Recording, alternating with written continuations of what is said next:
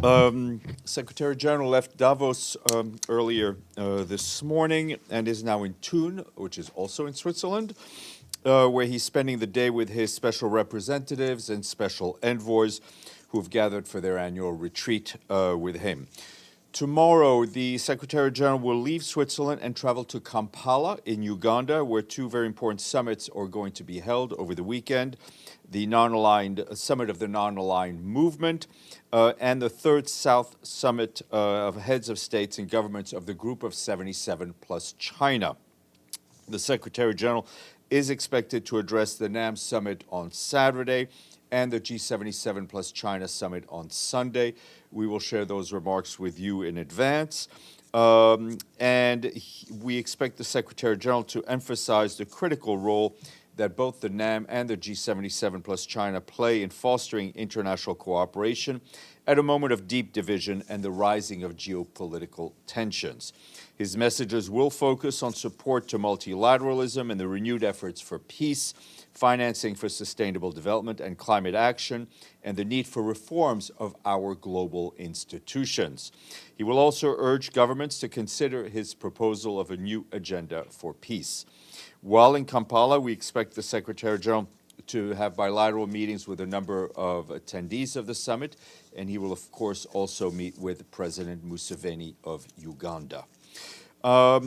Turning to Israel and to Gaza, the Secretary General welcomes the announcement of an operation to deliver additional and much-needed medicines and medical supplies to the civilian population in the Gaza Strip and to deliver vital medicines to hostages currently held in Gaza.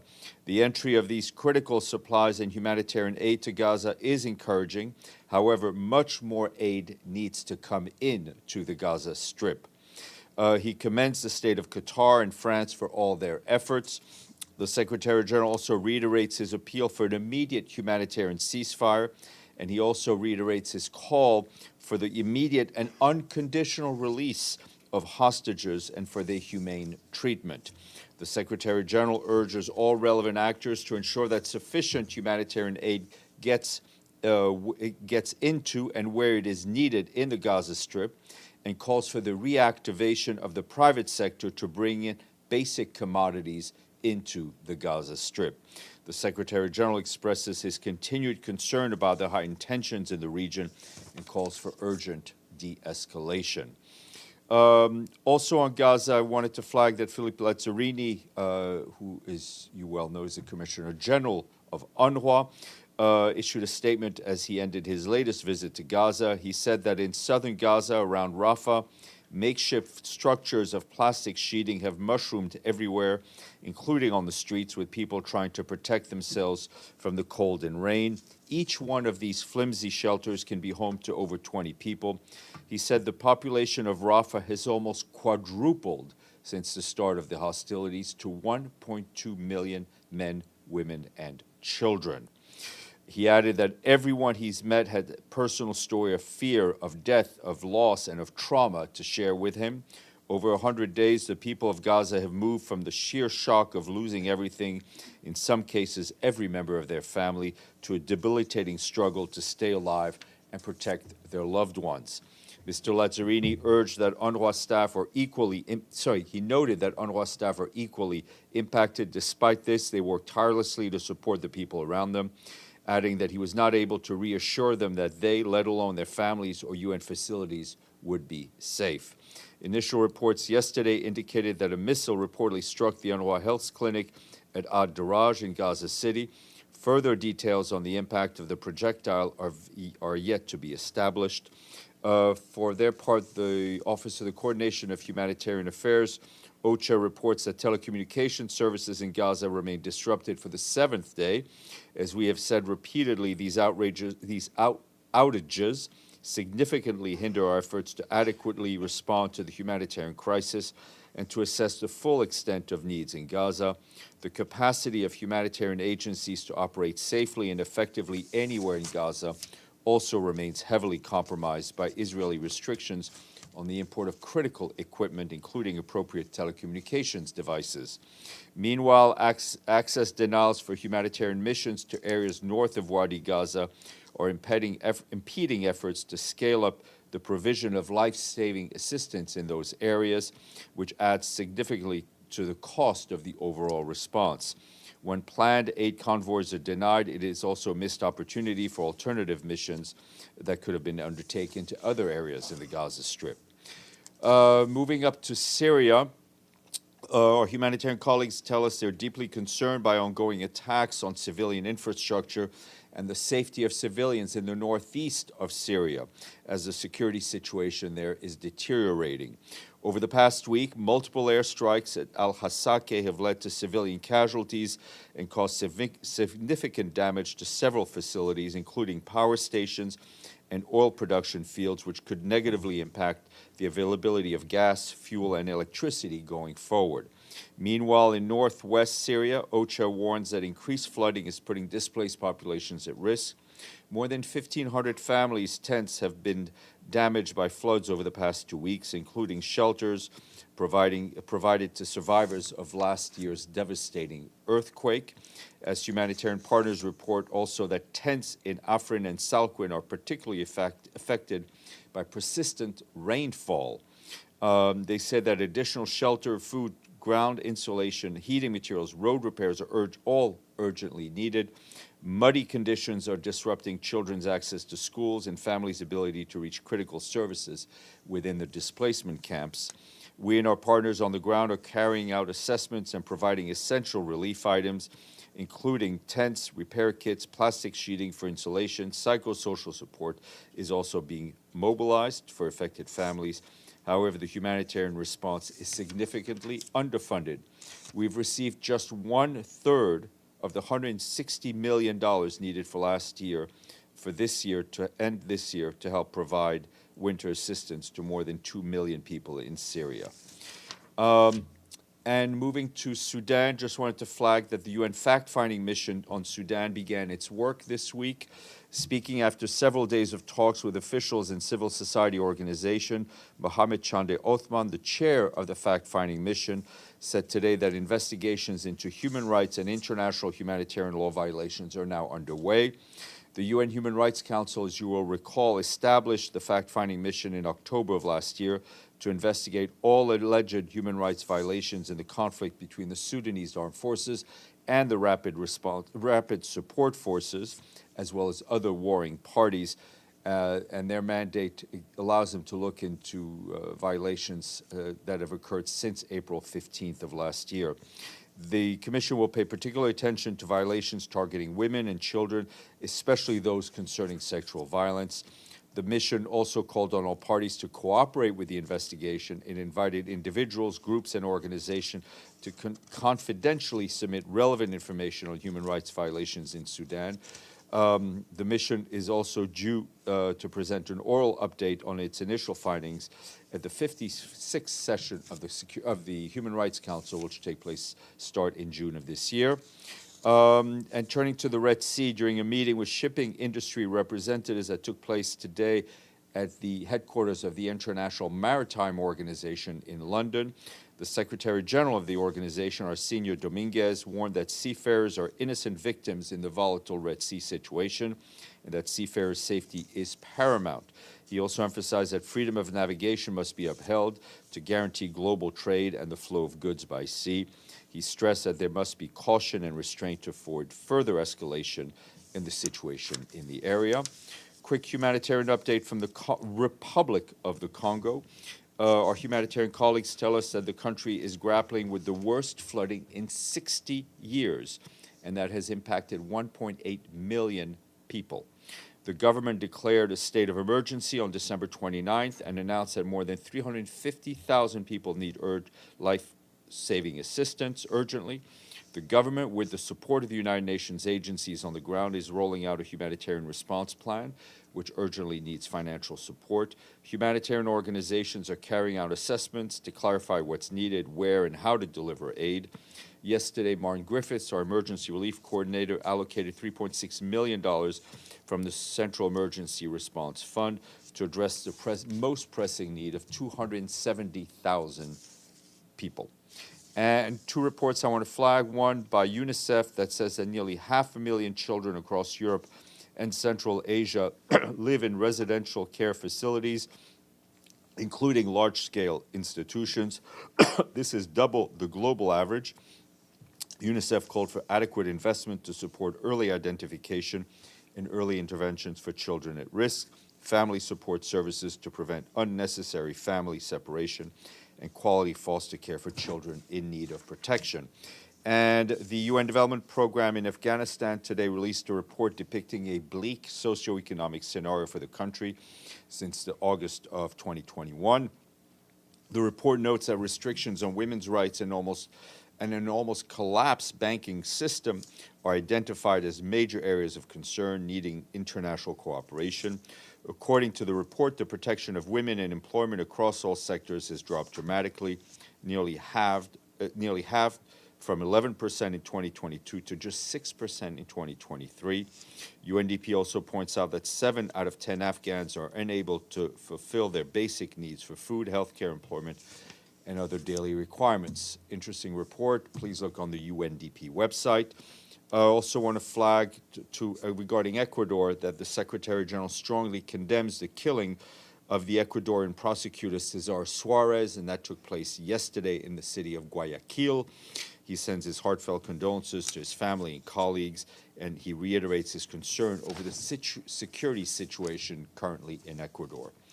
And lastly, it's the time of the year when we look back again to 2023.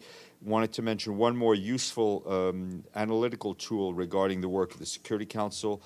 Our colleagues in the meetings coverage services of the Department of Global Communications, those are the people who write up these very useful and detailed daily roundups of open meetings. They've published in English and French. It's 2023 work summary of the Security Council. Take a look at it. It's organized thematically. This summary offers an overview of the issues discussed in how many official meetings the Security Council last year, do you think? Seems like a million. Yes, it's like the wind chill factor. It's like the wind chill factor. It's 271 official meetings, during which 50 resolutions and 6 presidential statements were adopted. Useful tool for delegations, but especially for media and the staff of the United Nations. Margaret, and then Pam. Steph, Prime Minister Netanyahu just gave a press conference in Israel, and he said he's informed the Americans that he opposes the establishment of a Palestinian state as part of any post-war scenario. And he said any future arrangement, Israel needs security control over all the territory west of the Jordan River. Reaction, please, concerns. Well, I will let you do the compare and contrast. The Secretary General's backing of the two-state solution is unchanged. I think, as he said repeatedly, he believes that out of the tragedy that is unfolding in Gaza, we should use as an opportunity to get things back on track, so that the aspirations, the hopes, and the legitimate concerns of the Israeli people and of the Palestinian people are met, and with ultimately two sides living side by side. Secondly, you mentioned the medications going into the hostages. The Secretary General welcomed that. I'm seeing a report that says the ICRC says they were not involved in transporting them. Do you know anything further about how the medications got to them? This was, we welcome this. We also were not involved in negotiating, so I would suggest you speak to Qataris, the French, or others. Pamela Falk. CBS Thank News, you. because I see your microphone next to you, Oh, so now yes, I know you it's work sitting for it. there Yep. unattached. Thank you so much, Steph. There given all that's going on and all you've said about Gaza, there is a meeting coming up on Tuesday, a lot of foreign ministers and parties to the conflict coming to the Security Council. Is there anything that the Secretary General, other than calls for a ceasefire, but and his other calls, to set up a negotiating framework, because the quartet seems to be stalled. There seems to be no negotiating network. Everyone's meeting wherever they are. Any suggestions? I mean, that I you're think, for the Secretary General's focus right now is on seeing a humanitarian ceasefire as quickly as possible, seeing more humanitarian aid going, seeing the release, an unconditional release of all the hostages. He continues to push for that in meetings and in discussions that he's having, and he will continue to do so. I think we need to see an end to the violence. I mean, there are different frameworks that exist, but I think perhaps especially we need to get commitments from the most interested parties to move towards that goal, and then we can see what the best framework is to get there. And just as a programming note, the Secretary General will address the Council next week at the meeting. Yes, ma'am. Okay. Yes, sir. Hi, it's Eric Peters with Kyoto News, a Japanese newswire. So ASG Chiare briefed the council today. Could you tell us what he brought up? He briefed on the democratic people, on the situation in the Korean Peninsula. I think reiterated what we've been saying publicly, which is a call for de-escalation, for dialogue. I mean, basically, I think said privately what we've been saying publicly. And if you have the SG's reaction to the purported solid field ballistic missile that was launched, the ballistic missile that was launched last weekend?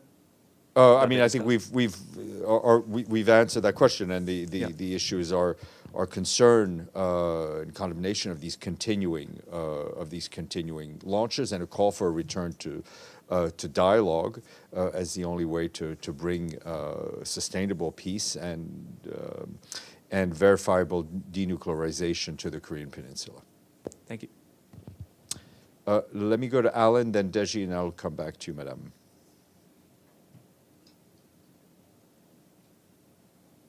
Sorry, thank you, Stefan. The Minister Lavrov will be among the other ministers next week here, attending the Security Council meetings. Is the SG going to meet him, and what is he going to discuss? Yes, he will be meeting him. What is he going to discuss with him? Obviously, whatever the foreign minister wishes to discuss, but I think it would not be. I think one can easily imagine the number of agenda items that we'll need to go through. Deji. Steph, hopefully you can hear me. Faintly, but I see you in bright purple. One more. Can we try to pump up the volume, Tom? Try it again, Deji. Can you hear me now? And how? All right, okay, I'll try my best. Anyway, so we know that Secretary General has finished his trip in Davos. Has he met with the Israeli President Herzog? I have nothing to share with you on that. He did meet with the representatives of hostages that are being held in Gaza, as well as people who had been held as hostages who had been freed. He met with them. He met with them yesterday. I think he was very moved by what he heard, but also reiterated that he was working and his efforts on getting all of the hostages freed unconditionally. My question is, President Herzog, during his Davos visit, said that Israelis are now not considering the peace process, which means two-state solution, I believe, but more concerned about the security of Israel.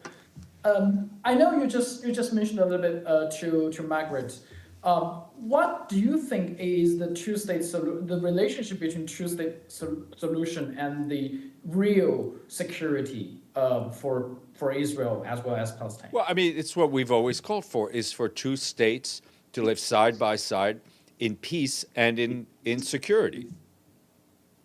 So, a totally unrelated question. It's also in Davos. The Iraqi Prime Minister Mohammed Shia al-Sudani urged the U.S.-led coalition, which is anti-terrorism coalition, to leave his country. What is the position of the United States for that? So which, oh, the Iraqi, you Yeah, mean? the Iraqi Prime Minister. Okay, yeah. I mean, that's an issue that has to be dealt bilaterally between the Iraqi government and those members of the multinational force. But yesterday we discussed quite a lot about the sovereignty and territorial integrity. If the Iraqi Prime Minister urged them to leave, supposedly they should have to, right? Well, my understanding and my reading of what has been said over the last few weeks is that the Iraqi government was engaged with in a dialogue with those countries, and I'm sure the dialogue will be fruitful. Okay. Margaret. Steph, I know yesterday you spoke about Iran striking Pakistan. Now Pakistan has fired back at Iran. How concerned is the Secretary General about this escalation? He's very concerned about this escalation, about the exchange of fire, of rockets between Iran and Pakistan. We've seen reports of casualties on both sides. Again, he urges both countries to exercise maximum restraint, avoid any further escalation. Any security issues, any issues, concerns between Iran and Pakistan must be addressed through peaceful means, through dialogue, through cooperation, and again, in accordance with the principles of sovereignty, national integrity, and good neighborly relations. I mean, we are seeing heightened tensions grow in that region, and that is something that is of worry. I know you said he spoke by phone, I believe, with the Iranian foreign minister in the last few days. Yep. There's reports the Iranian foreign minister will be here Tuesday for Gaza. Do they have a meeting scheduled? I will let you know. We're obviously, if a meeting is requested, we will obviously, the Secretary General, as long as the schedule permits it, we'll do it. I will check the schedule. Does the Secretary General ever request the meetings? Yes, and sometimes okay. I mean, we will. I'm sure they will see each other. On that, Iftikhar, I see you waving your hand.